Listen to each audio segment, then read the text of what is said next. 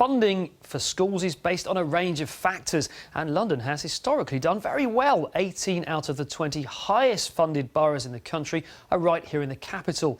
But under the government's new fair funding formula, London loses out. According to London Council, some schools will lose as much as £500 per pupil. Across the city, schools will be £360 million worse off in a few years' time. Now, if you split that equally, every single school will be looking at cutting 6 teaching posts just to balance the books. All this comes at a time when budgets are already under pressure, so there's growing concern about the impact it will have.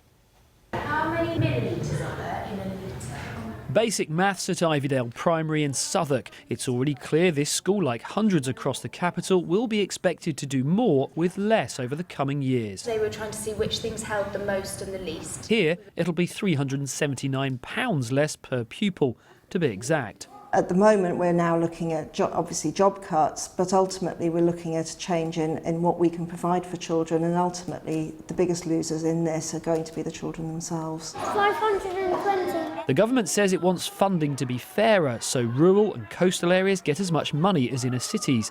But parents fear that means the London success story of recent years could be about to unravel. It wasn't a success story 10, 15 years ago.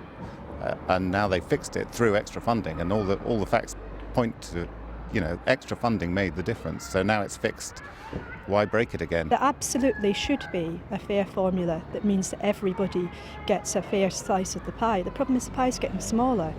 Even standing room was hard to come by in Richmond last night. Parents, teachers, governors and heads came together to share their frustration.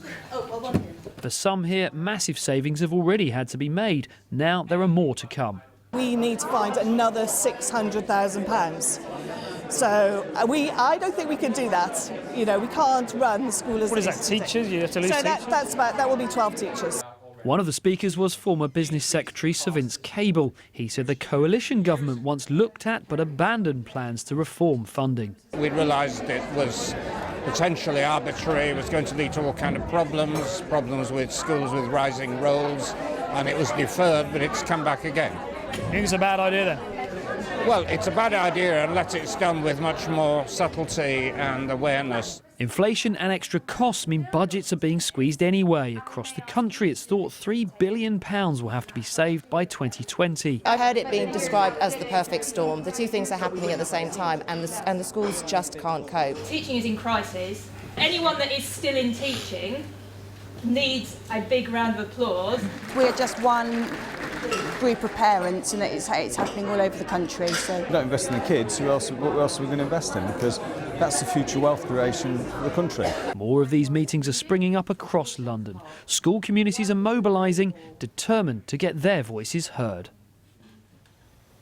Well, officially at least, they have until March the 22nd, next Wednesday, when the consultation closes. Now, the Department for Education said the current funding formula is unfair, opaque and outdated. London will remain the highest funded part of the country, it says, with inner London schools being allocated 30% more funding per pupil than the national average.